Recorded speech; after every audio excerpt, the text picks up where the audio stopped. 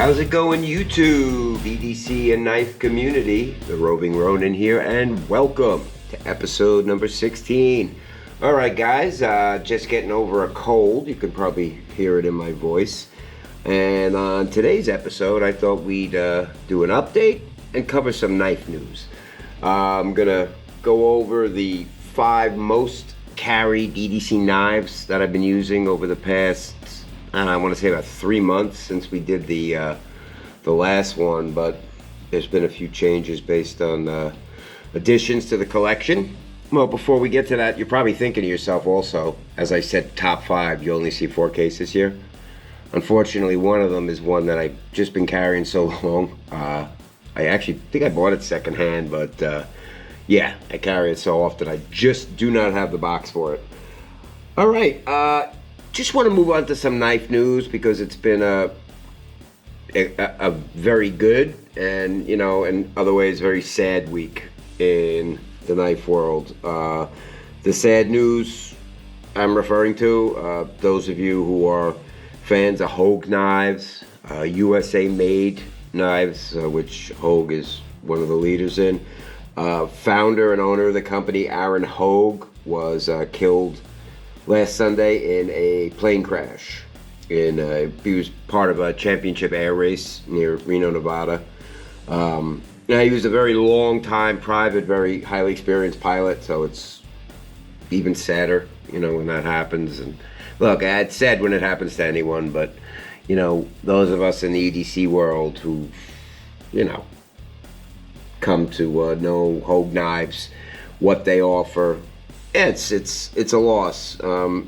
Obviously, we sent our condolences to his family, his immediate family, his Hogue family, and wow, yeah, it's really sad, and I hope everybody's moving on as best they can. And obviously, even though it's probably not obviously it's not the time for the company to be thinking it now, but yeah, let's hope that we continue to see the legacy Aaron Hogue started with Hogue knives keep moving forward.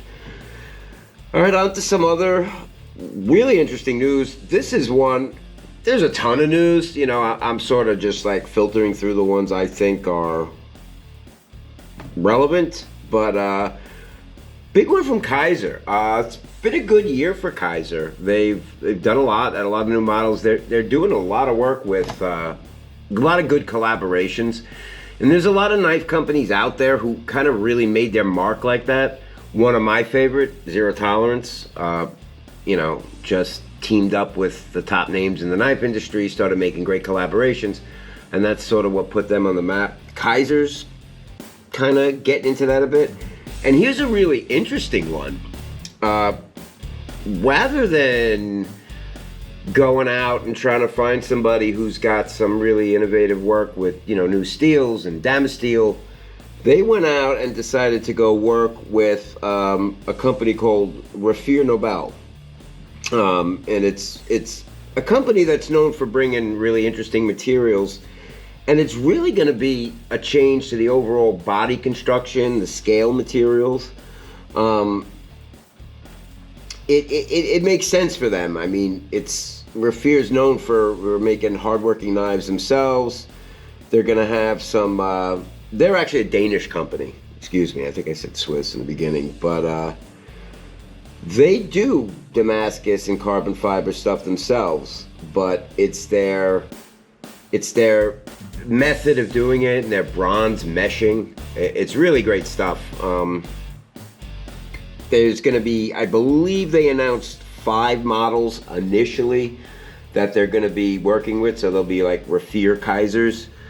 The Begletter 2, the PPY, 2 Geminis, a righty and a lefty, and the CO1C Mini. So yeah, it looks probably like one of the sheepdogs or something is going to be coming out, but that should be really interesting, and it's a great approach.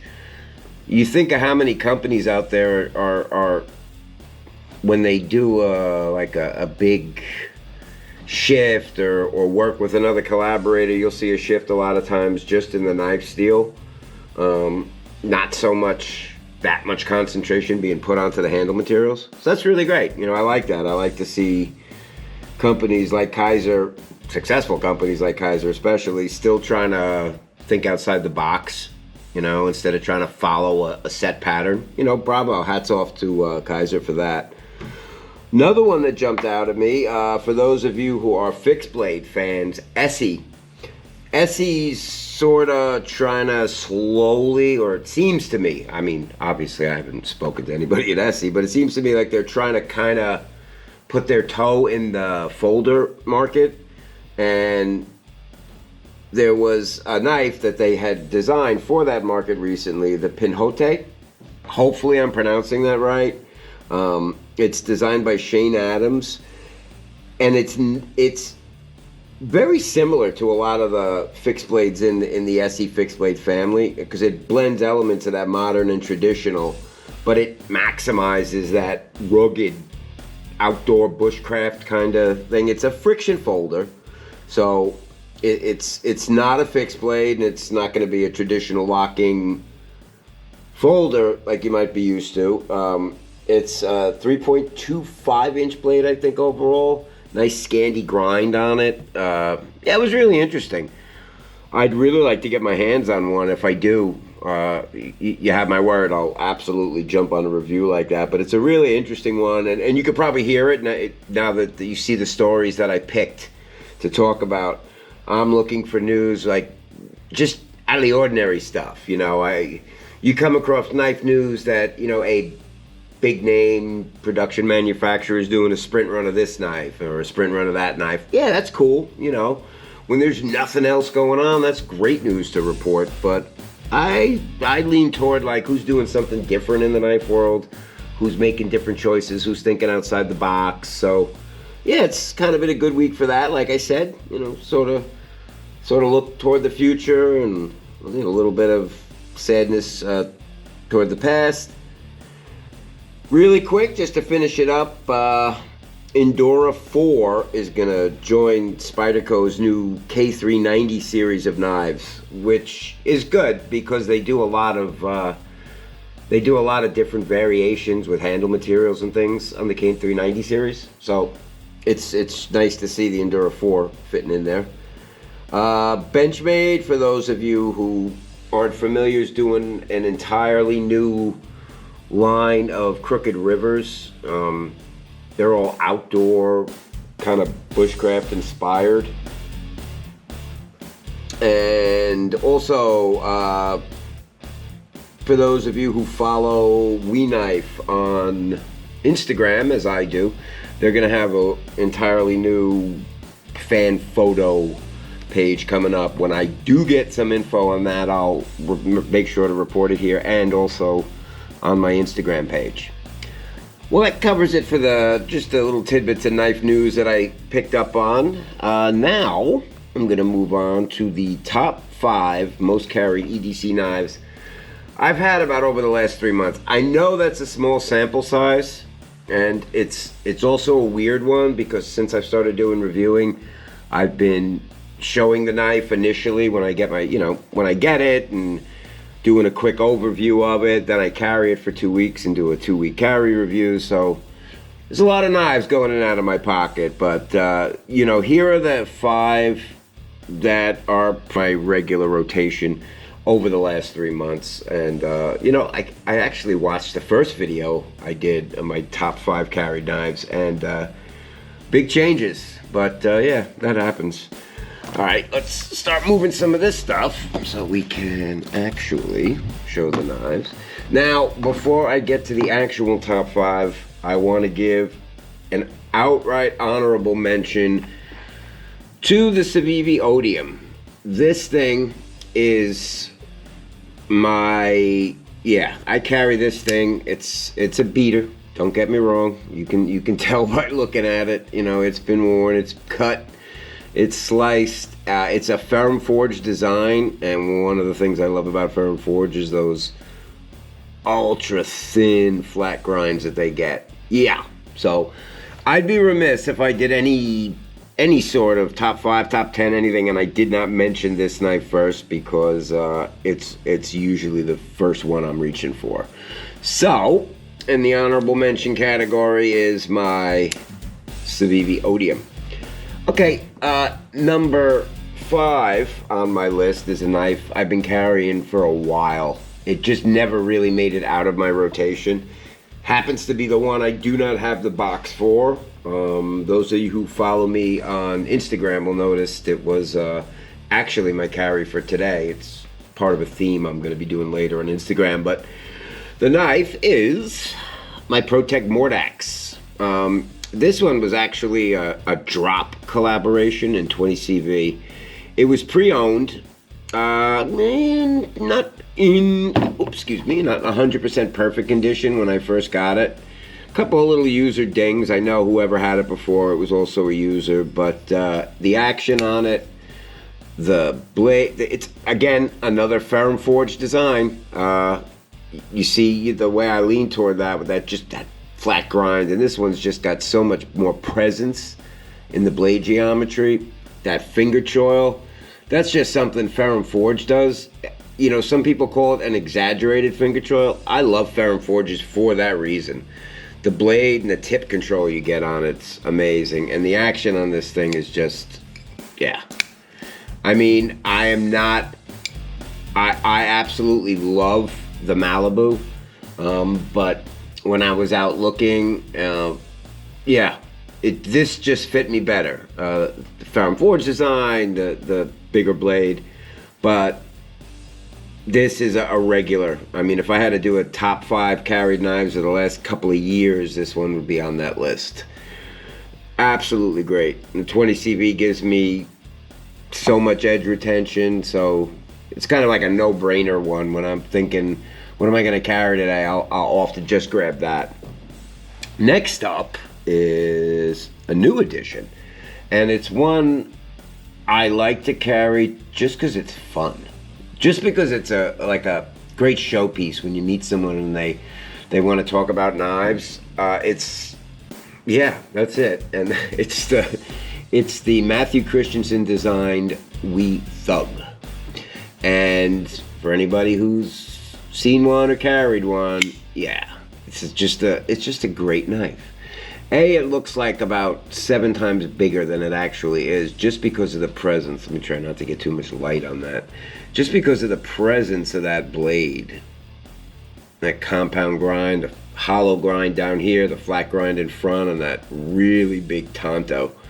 And it's just got that Matthew Christensen feel. Just the way that the hand rub on this is what drew me to the knife to begin with. The way they did the hand rub on the titanium is just absolutely flawless. In another piece of semi-knife news, I'm sure a lot of you have already heard, we will be introducing an XL Thug. Matthew Christensen designed. I have heard, sort of, from Wee that they're sort of looking at a December 2022, January 2023 release date.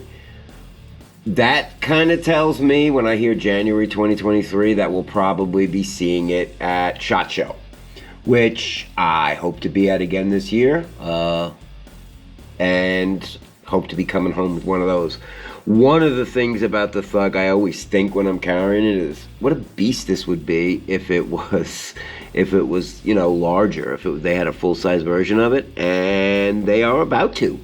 So that's a video for the future, and one I'm really looking forward to. All right, next up, and this is number 3 on my most recently carried ones, and I gotta be honest with you, I'm going over the last 3 months, and this is a knife that I have not even had a month yet.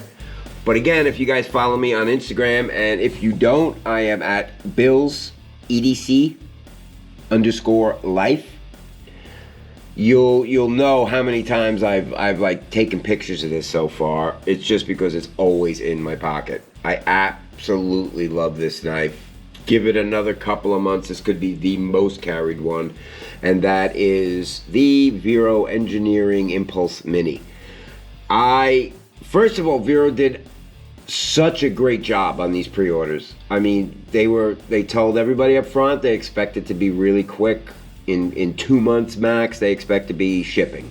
And I actually got the knife delivered to me in my hands in like a month and a half. So they did a phenomenal job. If you've ever worked with Vero or had a question for them, Joe Vero and his wife, just two of the nicest people, flat out. They're just flat out good people, and it translates into their customer service, translates into the way they do business, and yeah, it's a real pleasure. Tumbled titanium, hand satin. I absolutely love the way that flipper tab just flushes right into the side. It is gorgeous. Yeah. It's just everything about it. It's just the aesthetics of it. The perfect overall geometry, the way that Tonto is done, it's not too extreme, but it's there. The grind, the hand satin, the action that you'd expect on any Vero. And shout out to Best Tech. Best Tech is their OEM, and Best Tech's doing some great things lately and always do a great job with Vero knives. But, oh, yeah, you cannot carry it.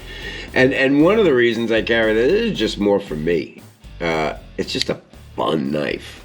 But it's also, I don't know. There's just something about that geometry. Joe Vero actually had a pole beforehand between this and the Synapse Mini, and this was picked. I remember picking it, and even Joe Vero saying on his Facebook post, "Wow." All right, guys. So next up on my list at number 4 is, and this was a tough one because, in all honesty, I thinking about it at first. I had to be honest with myself. So, the second most carried knife, and again, this is relatively new. It is about 3 months that I've had it, but I've been carrying it a ton since then, so I had to include it at number 2, is my Chris Reeve Umnumzan. 3-year wait to get this knife. Shout out to my buddy Joe Tarbell, who owns JT's Knife Shop in Port Jervis, New York, for being a long time Chris Reeve, authorized Chris Reeve retailer. In fact, and I looked this up, I checked it out, there were actually 2 authorized Chris Reeve retailers in New York State. One is just gone. They're out of business completely. So JT's is the only one, and they do some, I mean, he's just got a great selection. He's got a great relationship with them. I wanted the Tonto. He managed to get 3, and yeah, this is a pocket fixture. I absolutely love this, and no, it's not a showpiece. This is a user. Every Chris Reeve I have. The Umnumzan actually just replaced my large Sebenza as one of my most frequently carried, but that Sebenza's, you know, I have a smaller one I don't use as much, and if I ever had to sell one, it would probably be that one, because the larger one's a real user. But, you know, it's exactly what I got it for. All right, guys, on to the most carried knife in the last 3 months. And yeah, if I'm being honest, hands down, it is the 80-20.5 and 3V. I waited, like a lot of people, when this first came out. I know a lot of people, let's be honest, you weren't happy with the Gribery, weren't happy with the AUS 10, weren't happy with the price in combination with those factors. I waited, glad I did. Came out in 3V, tough steel, one of my favorites. Happens to be Andrew Demko's favorite steel to work with. Kind of wish I waited a little longer on some of the handle options. I did get the Black Gribery, and I do plan on swapping these scales out. One of the problems with swapping the scales out, it's not the work, it's not even what I want, it's just that so many people have had so many great scales. There's a bunch of companies that make them, and they're just really great. I have it pretty narrowed down, but carry this knife just all the time. There's actually a part of me that doesn't want to go make it look too nice, because then I'm worried I won't carry it as much. But anybody, I don't need to tell you. I mean, this knife has been overly reviewed, but yeah. You know, all those times you saw those reviews and you're asking somebody, hey, why did somebody go out and spend that kind of money on AUS 10 and Gribery? And I'll tell you why, because the design itself is just inherently great. it's got to be up there with one of the most perfectly made and practically used EDC knives ever. The lock, obviously, that's the key to it, but yeah, excuse me. The action, the lockup mechanism, the steel, without a doubt. This is the most carried knife I have. Again, this is a user. When I do some transformation on it, I've been thinking about kind of doing a video on swapping scales or doing like an online, transformation. I'll start out and show you guys the finished products. This could be a candidate for it. I have a few knives I plan on altering in the next few months. Power 3, this one, and possibly a bug out. But when that happens, you can be sure I'm gonna make sure I get that filmed for you guys.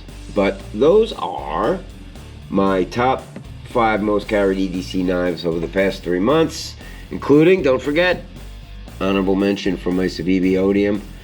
Shout out again to Ferrum Forge, 2 of their designs actually. They always do. They always wind up making my most carried. It's just a company comes known for its designs. Ferrum Forge with that flat grind, absolutely love them. I want to thank, obviously, Demko Knives, Chris Reeve Knives, Vero Engineering, We Civivi Knives, as well as ProTech. Alright guys, that's going to do it for this episode, but if you have any comments about content you'd like to see in the future, knives you'd like to see reviewed, subjects you'd like to see covered, even retailers you'd like to see reviewed. We got a lot of ideas going on around now. I was in the process of moving and kind of slowed us up a bit, but now that everything's fallen into place, we want to start picking up a full head of steam and moving forward here. So yeah, come at us with your ideas. We want to shape this based on what the community wants to see. So yeah, let's hear from you guys. So as always, thanks for watching. Be safe, and as always, stay sharp.